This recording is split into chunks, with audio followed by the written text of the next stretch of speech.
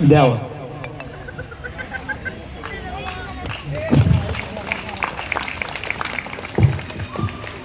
रामकृष्ण हरी. आज या ठिकाणी होत असलेल्या भव्य हिंदू संमेलनाच्या व्यासपीठावरती उपस्थित असणारे अध्यक्ष तथा प्रमुख वक्ते आणि आपलं आराध्य दैवत असणाऱ्या भगवान प्रभू रामचंद्राची मूर्ती सोबतच भगवान काशी विश्वेश्वराचं मंदिर आणि या पवित्र ठिकाणी भैरवनाथ वस्तीचा होत असलेला हा विराट संमेलनाचा कार्यक्रम आणि मायबाप भारतभर आपण हिंदू म्हणून हिंदूंची संमेलन घेत आहोत.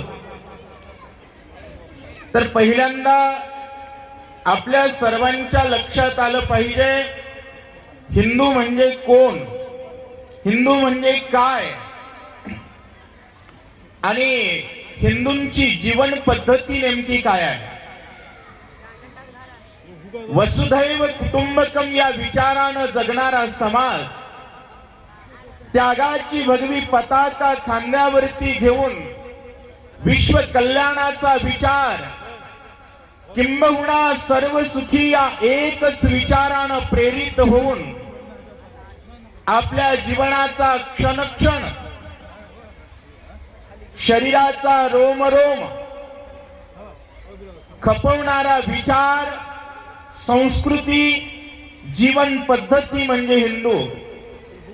आणि आज स्वातंत्र्याच्या 75 वर्षानंतर आपण पहिल्यांदाच हिंदू म्हणून एकत्र येत आहोत.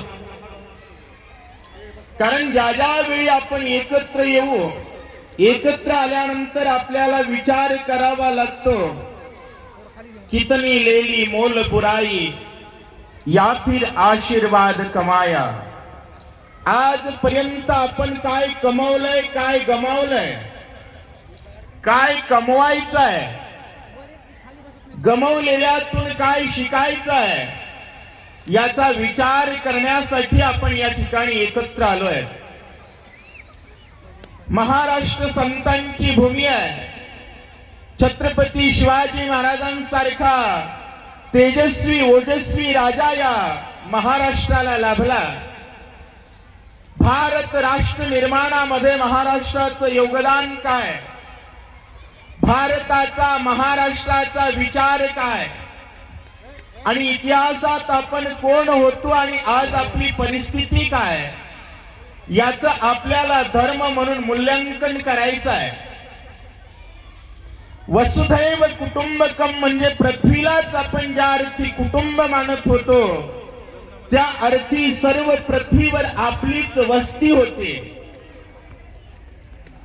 आणि ही वस्ती काळाच्या ओघामध्ये कमी होत होत होत भारत वर्षाच्या, भारतीय उपखंडाच्या एका तुकड्यावरती सीमित आहे. 100% पृथ्वीवर राज्य असणारा हा समाज 2% आपण वस्तीत आहोत. जगाच्या 2.4% म्हणजे भारत आहे. आणि या भारतात सुद्धा प्रत्येक घरात हाच विचार आज जिवंत नाही. यात सुद्धा मोठ्या प्रमाणामध्ये तफावत आलेली, हा विचार असुरक्षित होतो. याचं कारण काय? कारण विश्व कल्याण करण्यासाठी संघटन लागतं, व्यक्ती विचार जिवंत लागतो. आपली आदर्श आणि त्या आदर्शाप्रती आपली एकनिष्ठता असेल तर त्या समाजाला जिवंत म्हटलं जातं. आणि ज्या वेळी समाज भावना, त्याग आणि आदर्शांच्या प्रती अनासक्त समाज होतो, त्या वेळी विघटनकारी प्रवृत्ती त्यावरती जगत असतात. राम भारताचा श्वास आहे, राम भारताची आस आहे, राम भारताचा विश्वास आहे. आणि प्रत्येकाच्या श्वासात जर राम असेल तर मायबाप राष्ट्र जिवंत राहील. कारण आपण राम कोणाला म्हणतो? एका आपल्या सावत्र आईच्या शब्दावर जाणं. सकाळी राज्य अभिषेक होता. ज्याच्या पत्नीनं उद्या राणी बनण्याचे स्वप्न बघितले होते तो राम सकाळी अंगावरची कपडे सोडून वनवासात जातो. राणी बनण्यासाठी श्रंगार केलेली आपली पत्नी तिला कल्पना देतो आपल्याला वनाला जायचं आहे. एका शब्दात ज्या ठिकाणी आपला नवरा आहे त्या ठिकाणी जाण्यासाठी निघाली तिला सीता म्हणावं. आणि आपल्या आईच्या शब्दावर राज्याचा त्याग करतो त्याला राम म्हणतात. आणि वनात जाऊन झोपडीत राहणार कुटुंब सोन्याच्या देशाचा राजा ज्यावेळेस वाकडी नजर करतो ना त्यावेळेस समुद्रावरून पूल बांधून सोन्याच्या देशाची राख करणाऱ्या विचाराला राम म्हणतात. आणि हा विचार आपल्या रगरगात वाहिला पाहिजे.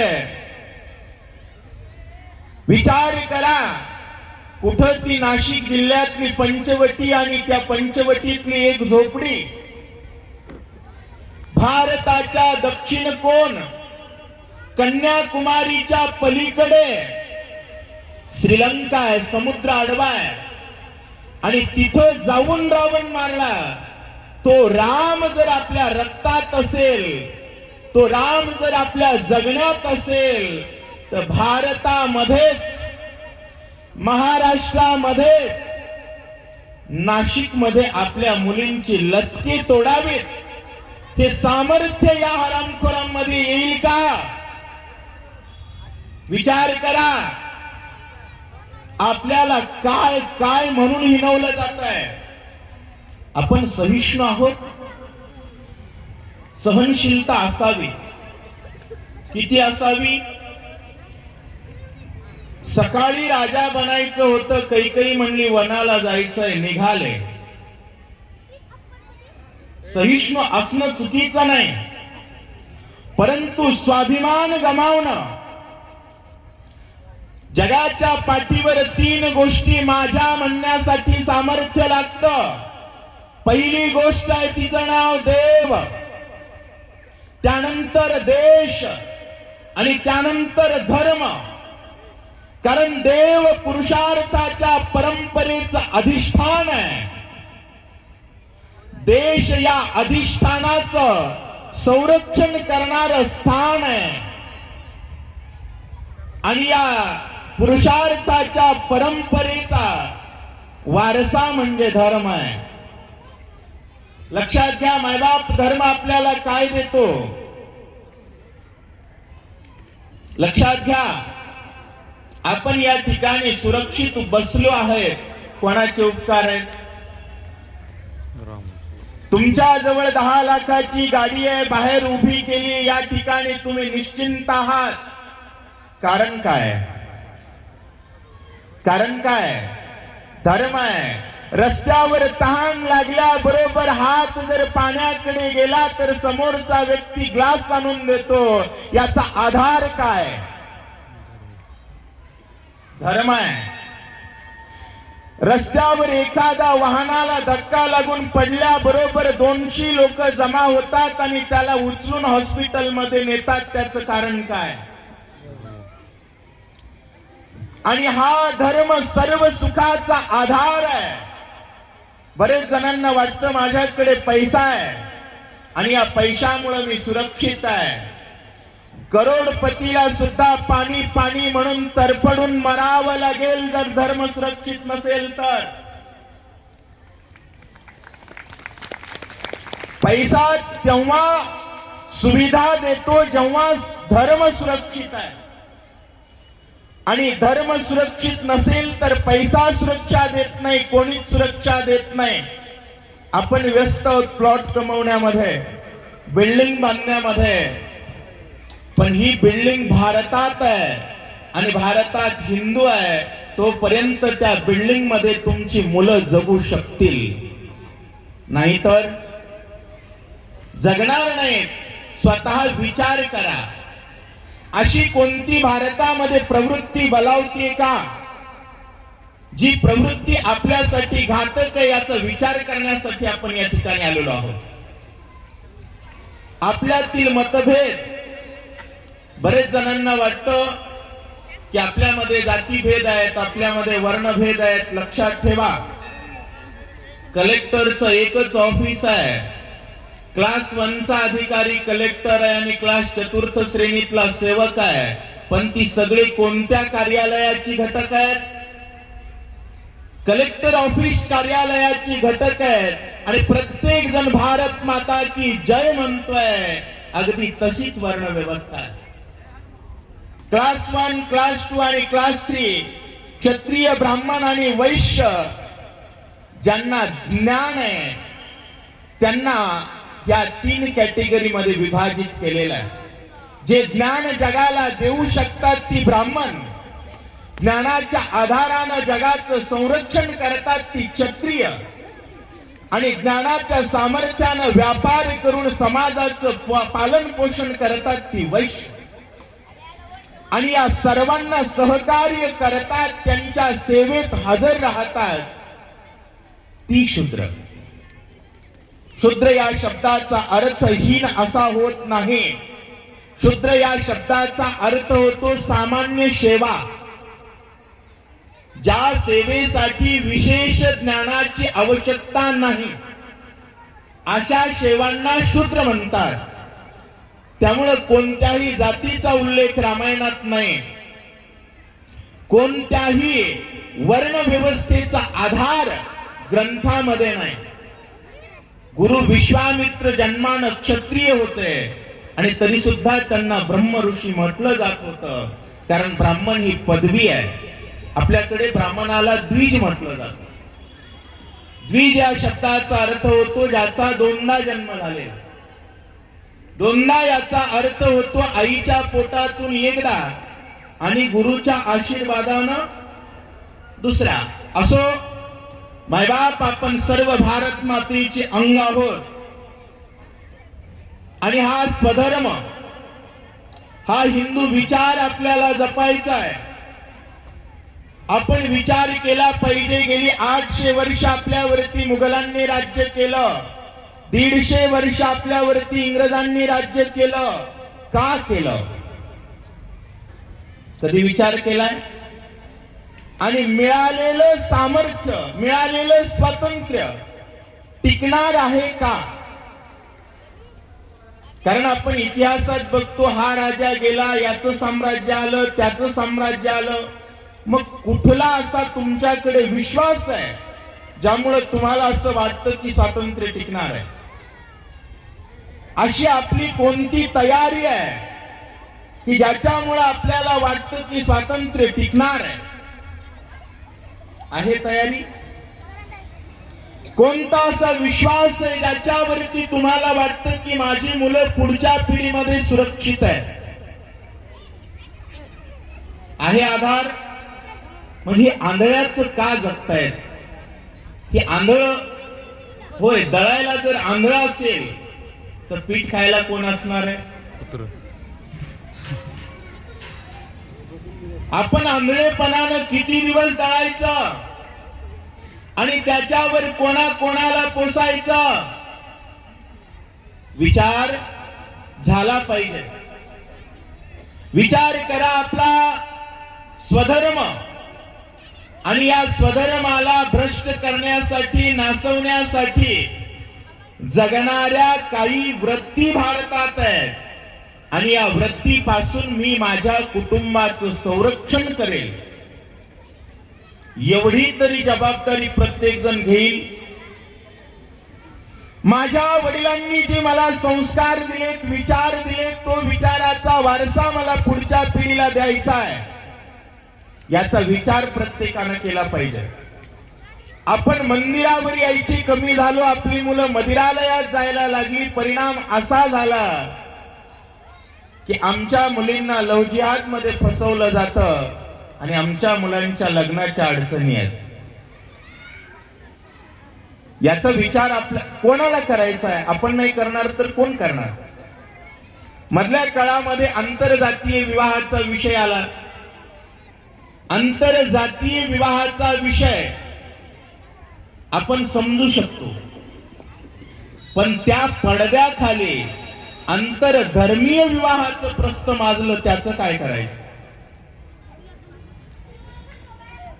आपण आपल्याला दाखवलं एक जातं, आपल्याला केलं एक जातं.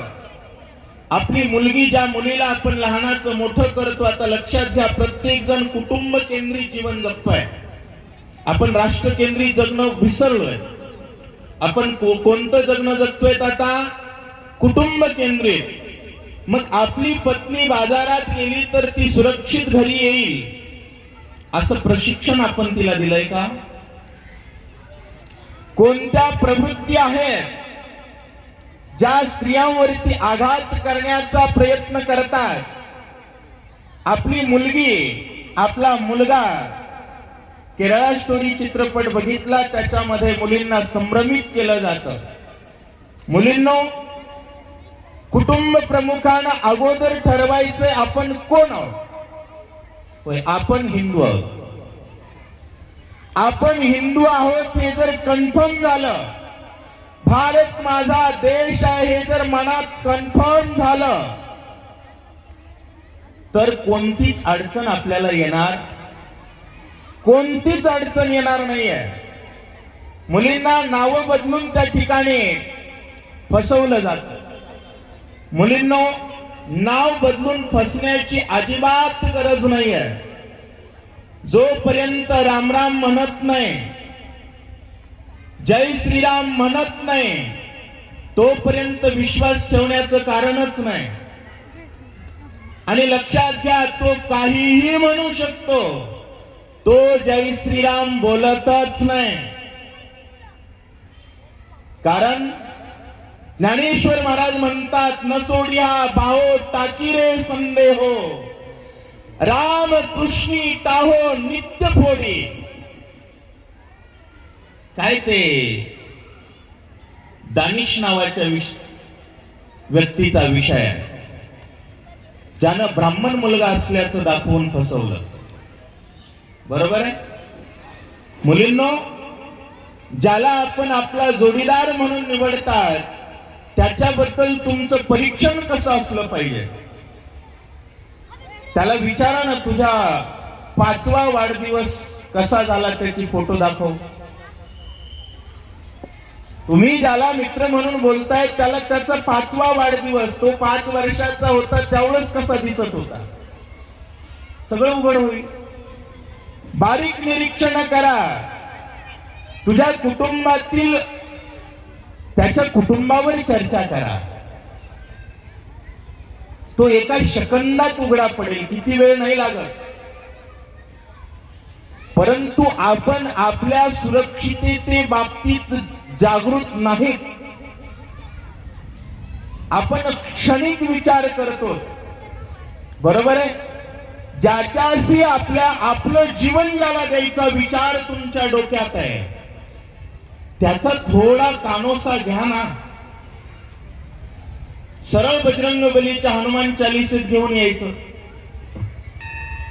नवीन मुलाची जर ओळख पटली ना, तुम्ही कुठेही राहा, हनुमंताची मंदिर तर प्रत्येक गावात आहेत, धरा त्याला हाताला आणि चला घेऊन हनुमान चालीसेला. एकदा, दोनदा, चारदा आला की त्याच्या लक्षणावरून एका मिनिटात लक्षात येतो कोण आहे. पण आपल्याला, आपल्या सुरक्षेला आपण प्राधान्यच देत नाही. काही लोकांनी शिकवलंय सर्व धर्म समभाव. जगाच्या पाठीवर आमचा वारकरी संप्रदाय सांगतो, जगात धर्म आणि अधर्म या दोनच गोष्टी आहेत. अनेक धर्म ही संकल्पनाच नाही. धर्म की अधर्म का प्राणियों में होय, सकाळपासून संध्याकाळपर्यंत रक्त वाहवणारे प्राणियों में सद्भाव, प्रत्येकाचा विनाश करणारी प्रवृत्ती विश्व का म्हणतील का? एका मिनिटात ओळखू येतं कोण आहे काय. आणि या गोष्टी आपली लेकरं या भारताच्या वातावरणात फिरत आहेत. तुम्ही करोडपती असा की कटोरा घेऊन भीक मागणारे असा, तुमची मुलगी तुमचं काळीज आहे, तुमचा मुलगा तुमचं सर्वस्व आहे. ही मुलगी हा मुलगा ज्या वातावरणात फिरतोय त्या वातावरणात तो सुरक्षित आहे का? मुलींना आपण काय बनवलं पाहिजे? मुलींना शीता शिकवा. आमच्या मुलींचं काय झालंय, 2 लाखाची जर बुलेट असेल तर 2 मिनिटात गाडीत बसायचं. अरे शीता शिकवा शीता. सोन्याच्या देशाचा राजा 6 महिने पायावरती भीक मागत होता. शीते, रोज तुझी हमाली करतो, एकदा फक्त मन माझ्याकडे बघ. किती वेळा? 33 कोटी देवावर ज्याचं वर्चस्व होतं आणि सोन्याचा ज्याचा देश होता, 6 महिन्यात त्याचं तोंड बघितलं नाही, तिला सीता म्हणतात. आपल्या मुलीला जर ही सीता कळाली तर होईल लवज्या. स्वप्नात तरी या भारताकडे बघितलं, या भारताकडे नुसती नजर टाकली तरी शत्रूच्या अंतःकरणाचा थरकाप उडाला पाहिजे. असा मजबूत भारत बनवायचा आहे. आणि तो मजबूत भारत बनवण्यासाठी आपल्याला संतांनी काय शिकवलं याचा विचार केला पाहिजे. संतांनी आपल्याला व्यवहार शिकवला. एकची वस्तू देता घेता, एका बोलाचीच कथा, एका वाचोनी सर्वथा तुझी वार्ता असेना. एकनाथ महाराजांनी सांगितलं, उदीम एक मोहरा करणे, अक्षराचे खरे नाणे, जैसे देणे तैसे घेणे, कोणाही उणे असेना. उद्योगाची एकच ओवी लक्षात ठेवा, अक्षराचे खरे नाणे. होय, आपण जय श्रीराम म्हटलं ना, समोरच्यानं जय श्रीरामच म्हटलं पाहिजे. महाराज, पैसा बुडवणारा चालेल, राम राम बुडवणारा नकोय. आणि हे जर असेल तर एकनाथ महाराज सांगतात, कोणाही उणे असेना. आपल्या सेवा विभागावरती एक देश जगतोय. कशावर? सर्व सेवा क्षेत्र कोणाच्या हवाली गेलाय?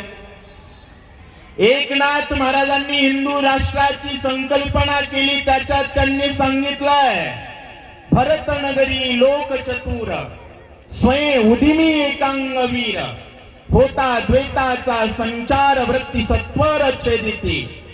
भारत नगरीत राहणारी लोक चतुर आहे, स्वतःच उद्योगामध्ये एकांगवीर.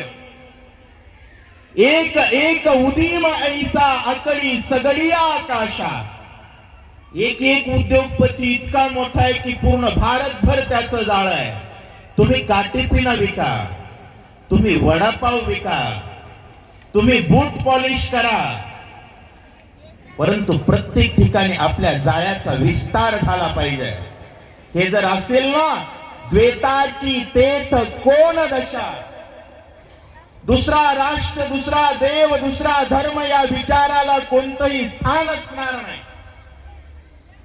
आणि हिंदुस्थान अखंड असेल, हिंदुस्थान अभंग असेल. एकनाथ महाराज सांगतात, सत्संगती ओलावली अति शांती धरेश आले, एकात्मता विस्तारली वर्तो लागली अविरुद्ध. सगळीकडेच जर राम राम असेल, भारत माता की जय असेल, तर या राष्ट्राचा कोणा कोणा तुमचं स्वागत करेल. पण या राष्ट्रात आपल्याला कोपऱ्या कोपऱ्यांनी लपून चालायची वेळ आली आहे. कारण काय? आपण आपलं स्वत्व गमावलं. मी पहिल्यांदा सांगितलं आपल्याला कन्फर्म करायचंय मी कोण आहे, आणि दुसरं कन्फर्म करायचंय खरंच मला जगायचंय का जगण्याचं सॉंग सुरू आहे. खरोखर जगायचंय ना. आता दोनच पर्याय आहेत. तुम्हाला हिंदू म्हणून जगायचंय तर स्वीकार करा मला जगायचंय, त्या अनुरूप वर्तन करा. नसेल तर दुसरा पर्याय त्यांनी सांगितलाय, एक तर बदला नाही तर मरा. ते कन्फ्यूज नाहीत.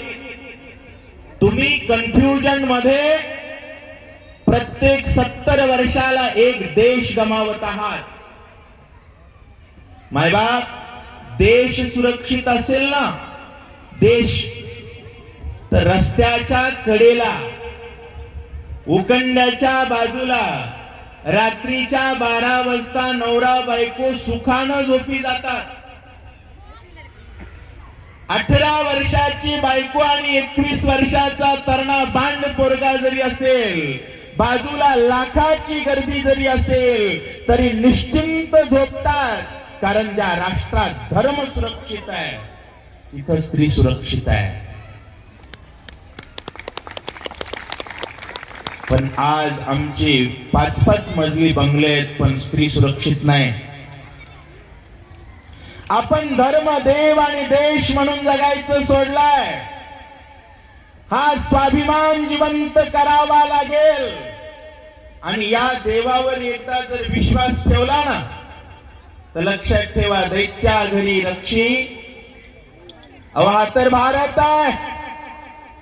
हिरण्यकश्यपूजाचा बापच राक्षस होता तरी केसाला धक्का लागला नाही. इतकं रक्षण करण्यात जो बलवान आहे त्या भगवंताची भाग्यवान भक्त आपण आहोत. केसाला धक्का लागेल हा विचार सोडून द्या, पण आपण कन्फ्यूज राहता कामा. लक्षात घ्या, आपली भूषा काय, आपला वेश काय, या सर्व गोष्टीचा, स्वतःच्या संस्काराचा आपल्याला विचार करायचा आहे. आणि इथून पुढं यहुदी नावाचा धर्म एक आहे आणि त्यांचं जगाच्या पाठीवर एकच राष्ट्र आहे. त्याचं नाव कोणतं आहे? आपली 2-4 लातूर जिल्हेच बसतात. इतकं छोटं क्षेत्रफळ आहे, परंतु त्याचा स्वजिवंत आहे. काय जिवंत आहे? स्वजिवंत आहे. अमेरिका सुद्धा घाबरते आणि जगाच्या पाठीवर मोठमोठी देश सुद्धा गुडघ्यावर आणण्याची ताकद आहे.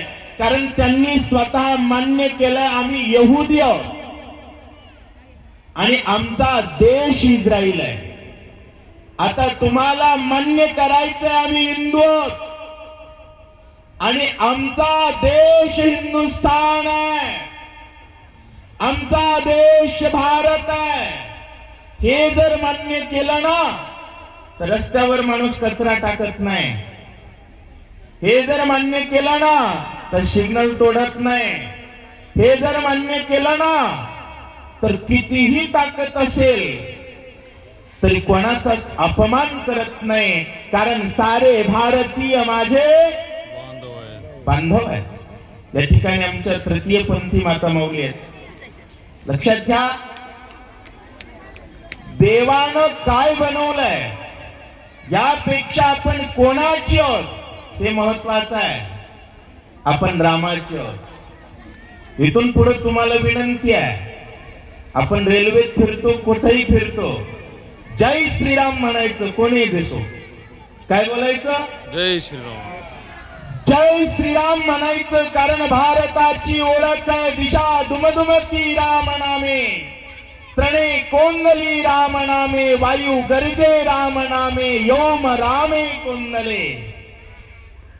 नगरा भय आराम, वृक्ष ध्वनी राम राम. याला भारत म्हणतात.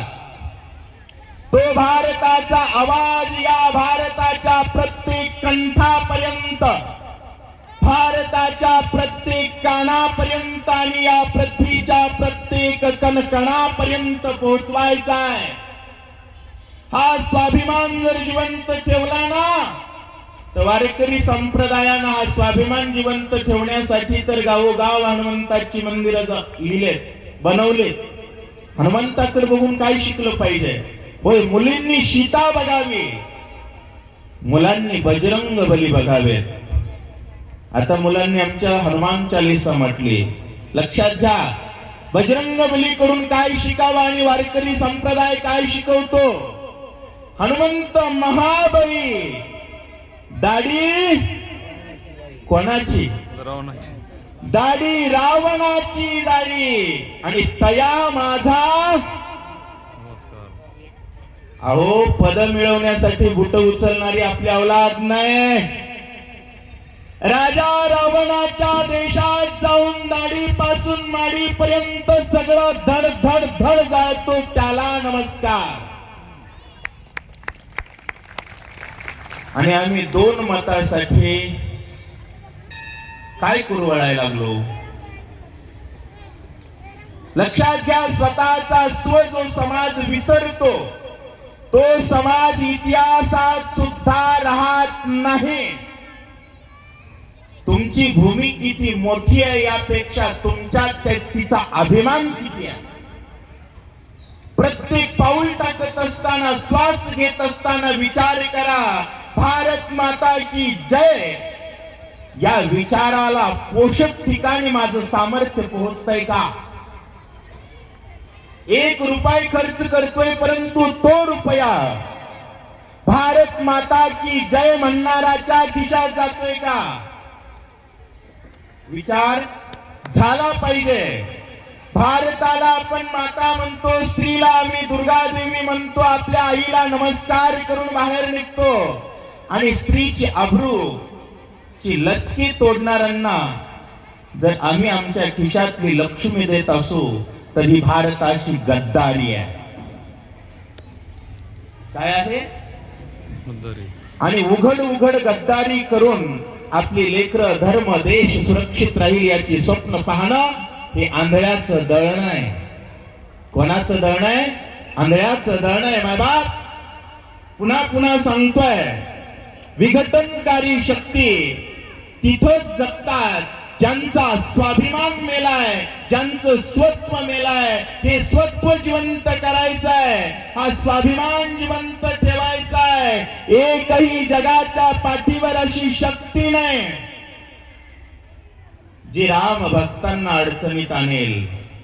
रामायणातून काय शिकलं पाहिजे? एकाही वानराच्या जवळ एकही शस्त्र नव्हतं. काय? एकही शस्त्र नव्हतं.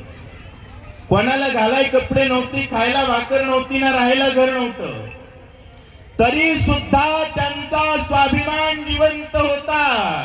आणि प्रभू रामचंद्र भगवान की जय या एका नाऱ्याच्या जीवावर सोन्याच्या रावणाचा देश धुळीला मिळवला. तुम्हा आम्हाला कोण त्रास द्यायलाय? काय पात्रता आहे? स्नान रोज याचं ज्ञान नाही. मुलींनो, विचार करा, स्वाभिमान जिवंत ठेवा. हा धर्म जगला पाहिजे. हे विश्व कल्याणाच्या दिशेने वाटचाल झाली पाहिजे. आणि या स्वधर्माच्या यज्ञात मी क्षणोक्षणाची आहुती टाकणार आहे याचा विचार केला पाहिजे. मम दीक्षा हिंदू रक्षा, मम मंत्र समानता. माझी आजपासून एकच दीक्षा आहे. माझा दीन दलित दुबळा बांधव असणारा हिंदू, त्याच्या घरचं मला पाणी प्यायचंय, त्याच्या घरी जायचंय, त्याची वेदना पाहायची. आणि प्रत्येकाला आधार देऊन बलशाली भारताचं स्वप्न पाहण्यासाठी निवृत्ती गहिनी कृपा केली पूर्ण. कुळ हे पावन कृष्ण नामे प्रत्येकाच्या घरावर सुंदर जय श्रीराम लिहा, कपाळाला गंध लावा, मुखामध्ये भगवंताचं नामस्मरण ठेवा, चित्तामध्ये उद्देश ठेवा. राष्ट्र मागणारा मी हिंदू आहे, नोकरी मागणारा नाही. मला काय पाहिजे? राष्ट्र पाहिजे. एकदा जोरात गर्जना करूया आणि सर्वांनी हा पेटलेला विचाराचा दिवा सूर्य चंद्र तोपर्यंत विजता कामा नये याचा विचार करूया. प्रभू रामचंद्र भगवान की जय जय श्रीराम, जय श्रीराम जय श्रीराम, जय श्रीराम जय जय